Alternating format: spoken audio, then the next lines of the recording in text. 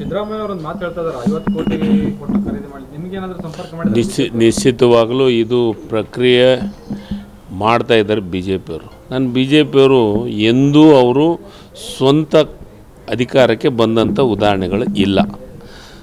50 ಕೋಟಿ ಎಲ್ಲ ಅವರು ಭ್ರಷ್ಟಾಚಾರದೊಳಗೆ ಭಾಳ ನಿಸ್ಸೀಮರು. ನಿನ್ನೆ ನಾನು ಸಿ ಟಿ ರವಿಯವರು ಮಾತಾಡಿದ್ದಕ್ಕೆ ಕೇಳಿದೆ, ಶಾಸಕರಂದ್ರೇನು ಕುರಿನೋ ಕತ್ತಿನೋ ದನಗಳು ಅಂತಂದು.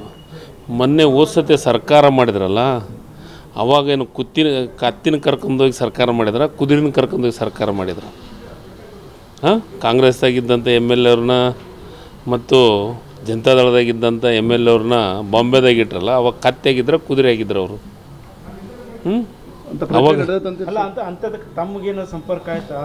ನನಗೆ ಸಂಪರ್ಕ ಮಾಡೋಂಥ ಪ್ರಶ್ನೆ ಬರೋಂಗಿಲ್ಲ ಈಗ ಬಿ ಜೆ ಪಿ ಅಲ್ಲ. ಇರ್ಬೋದು, ಇದೆ ಅಂತ ನಮಗೂ ಅನ್ನಿಸ್ತಾ ಇದೆ. ಯಾಕಂದರೆ ಎಂದೂ ಇವರು ಸ್ವಂತ ಬಲದಿಂದ, ಸ್ವಂತ ಕಾಲಿನಿಂದ, ಸ್ವಂತ ಜನರ ಆಶೀರ್ವಾದದಿಂದ ಇಲ್ಲಿವರೆಗೂ ಸರ್ಕಾರ ಮಾಡಿಲ್ಲ.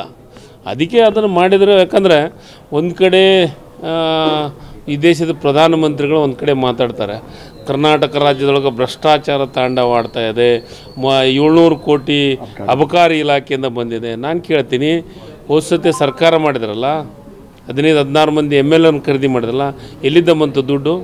ಏನು ಮೋದಿಯವ್ರ ಮನೆಯಿಂದ ತಮ್ಮಂದು ಕೊಟ್ರಾ? ಏನು ಅಮಿತ್ ಶಾ ಅವ್ರ ಮನೆಯಿಂದ ತಂದು ಕೊಟ್ರಾ? ಏನು ಯಡಿಯೂರಪ್ಪವ್ರ ಮನೆಯಿಂದ ತಂದು ಕೊಟ್ರಾ? ಅವಾಗ ಖರೀದಿ ಮಾಡಿದ್ರಲ್ಲ 55 ಕೋಟಿ. ಎಲ್ಲರಿಗೂ ಗೊತ್ತು, ಮಾಧ್ಯಮದೊಳಗೂ ಬಂದಿದೆ, ಯಾರ್ಯಾರಿಗೆ ಎಷ್ಟೆಷ್ಟು ಕೋಟಿ ಕೊಟ್ಟಿದ್ದಾರೆ ಅಂತ ಹೇಳಿದ್ದಾರೆ. ಸ್ಪೆಷಲ್ ಫ್ಲೈಟು ಬಂದಿದೆ. ಮತ್ತು ಶ್ರೀನಿವಾಸ ಗೌಡ ಕೋಲಾರದೊಳಗೆ 5 ಕೋಟಿ ತಂದು ನನ್ನ ಮನೆಯಲ್ಲೇ ಇಟ್ಟಿದ್ರು ಅಂತ ನೇರವಾಗಿ ಆರೋಪವನ್ನು ಮಾಡಿದ್ದಾರೆ. ಈಗ ಎಲ್ಲಿ ಹೋಗುತ್ತಾ? ಎಷ್ಟು ಭಾರಿ ಸಾಚೆಗಳ C T Ravi, R Ashok, ಭಾಳ ವಿಜೇಂದ್ರವ್ರು ಮಾತಾಡ್ತಿದ್ದಾರಲ್ಲ. ಈಗ ಹಿಂದಿನ ಸರ್ಕಾರದೊಳಗೆ ಕತ್ತಿ ತೊಗೊಂಡೋಗಿ ಮಾಡಿದ್ರೆ, ಕುದುರೆ ತೊಗೊಂಡೋಗಿ ಮಾಡಿದ್ರೆ ಸರ್ಕಾರನ. ಅವಾಗ ನಾಚಿಕೆ ಬರಲಿಲ್ಲ ಇವರಿಗೆ. ಅದು ಸರ್ಕಾರ ಬಂದ ತಕ್ಷಣದಿಂದನೂ ಪ್ರಾರಂಭ ಆಗಿದೆ. ಮತ್ತು ಎಲ್ಲ ಕಡೆಯೂ ಇವರು ಮತ್ತೊಬ್ಬ ಶಾಸಕರನ್ನು ಖರೀದಿ ಮಾಡಿ ಸರ್ಕಾರವನ್ನು ಮಾಡಿದ್ದಾರೆ. ಸಾಕಷ್ಟು ಉದಾಹರಣೆಗಳು ನಿಮ್ಮ ಮುಂದಿದ್ದಾವೆ. ಅದೇ ರೀತಿ ಇದನ್ನು ಪ್ರಯತ್ನ ಮಾಡ್ತಾರೆ. ಅದಕ್ಕೆ ನಮ್ಮ ಶಾಸಕರು ಹೋಗಲ್ಲ ಅಂತ ನಮಗೆ ವಿಶ್ವಾಸ ಇದೆ. ಸರ್ಕಾರ ಗಟ್ಟಿಯಾಗಿರ್ತೈತೆ. ಈ ಬಿ ಜೆ ಪಿಯವ್ರಿಗೆ ಒಳ್ಳೆಯ ಪಾಠವನ್ನು ಕಲಿಸುವಂಥ ಕೆಲಸವನ್ನು ಮಾಡ್ತೀವಿ.